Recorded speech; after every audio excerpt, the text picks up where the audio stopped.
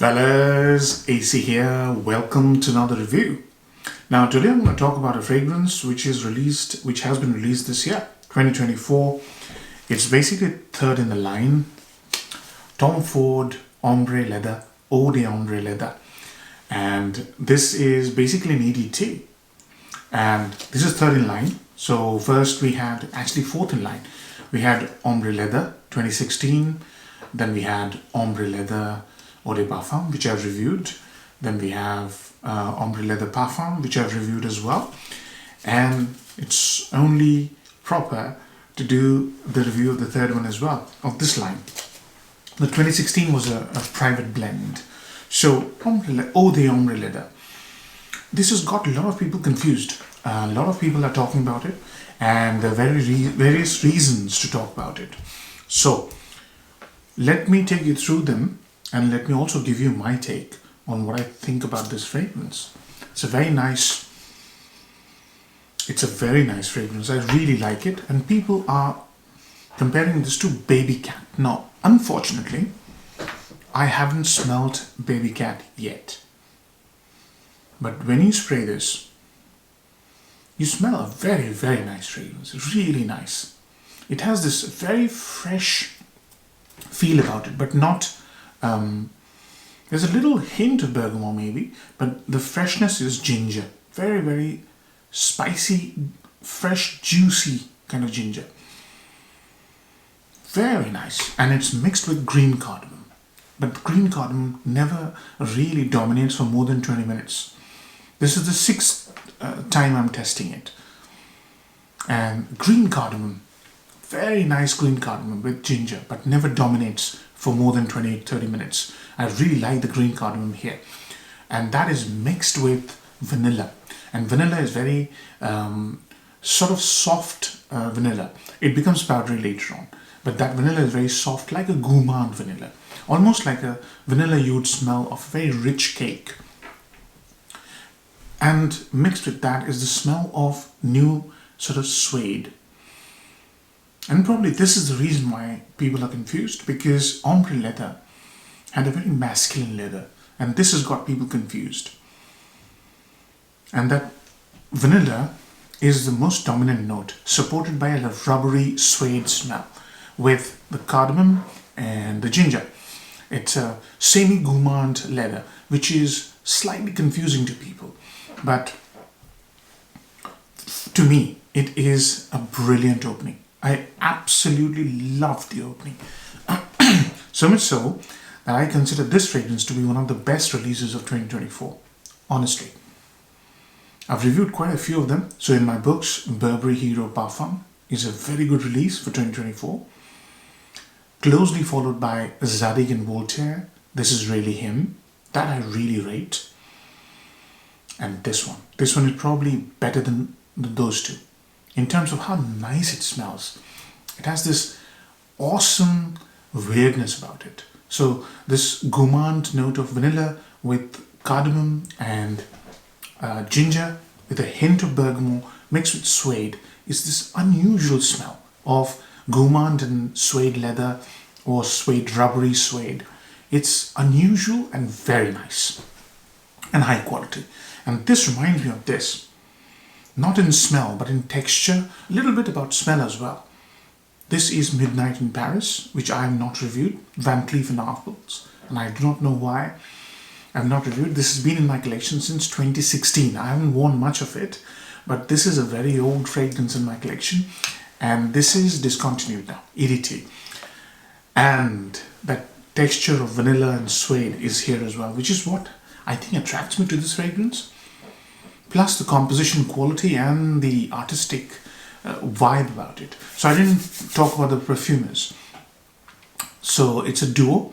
One is Oliver Guillotin and the other one is Sonia Constant. And they have created this amazing fragrance. I really like it. Fragrance, once it dries down, in about 20 minutes or so, brings in that other half of the name, ombre.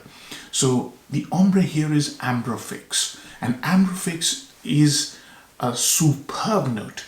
And I did a lot of research. This is the first time I'm getting proper Ambrofix here. So the vanilla tones down a little bit, becomes a bit more drier, becomes a little bit more powdery. The ginger and the cardamom fade out.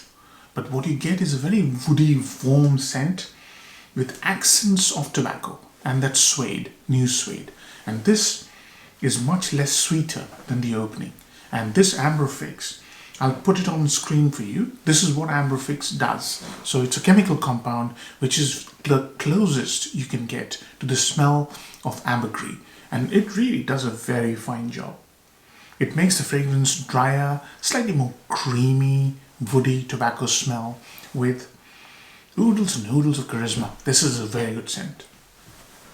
And the fragrance remains this way for a long time. So, upsides and downsides. Number one upside has to be the complete and clear steer away from masculine leather to a unisex leather. This is a very unisex fragrance, and that leather is more suede to my nose. So it's a shift away from Ombre Leather's leather, and Ombre Leather's leather borrowed from Tuscan leather, to a more unisex, more palatable, more suede than leather. It's a very clear move, and it's a very different scent. It shouldn't have been part of the Ombre Leather line. It's a very different scent. And this is probably why people are getting confused. If you're coming from Ombre Leather line or point of view. The second thing is the amber and vanilla and the suede combination has created a very unique sort of a scent signature, in my view. It's a very unique smell. As I said, the only thing I could remember of was this, Midnight in Paris. And the third one is the huge amounts of attractiveness. It's a very well made, high quality scent. It's very attractive. It's really very sensual and very, very attractive. A very a sort of modern kind of attractiveness. There's modernity to the smell. And it's really sensual, warm, inviting. It's a really good scent. Downsides. This is a shapeshifter. So I've tried it 6 times today. In all. In autumn and in winter. And every time there's a smell different to me. Every time. Sometimes I get the cardamom a bit more. Sometimes I get the suede note a bit more. Today I'm getting the rubbery suede. Less vanilla in the dry down. A couple of days ago when I was testing, I was getting a lot of powdery vanilla. So it's a real shapeshifter. You can't really put your finger on the pulse and say this is the kind of scent it is. It smells very different according to your body chemistry and the weather you're in. So that could be a downside to some people because you never know what you're going to get. The other one is that this is a sort of a unisex fragrance, and that could really upset people or throw them off guard because Ombre Leather was more towards masculine, right? This is proper unisex, neither male nor female. It's proper middle of the path. Yeah, it doesn't become feminine, it doesn't become masculine. It's a proper unisex fragrance. That could throw people off. And the third one is that this whole shape-shifting thing, the departure from Ombre Leather, will have customers confused. Especially people who really like Ombre Leather. And that probably is a downside if you're testing it from that angle. I've reviewed all 3 now.